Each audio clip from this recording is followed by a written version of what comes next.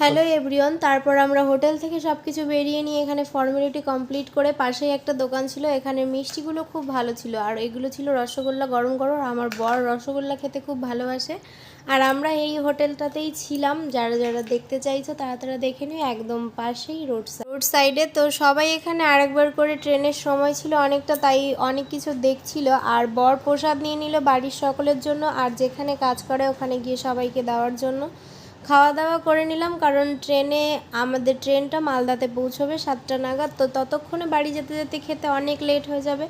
তো সবাই এখান থেকে নিরামিষ বাদ দিয়ে আমিষ খেয়েছিল, কিন্তু আমি খাইনি।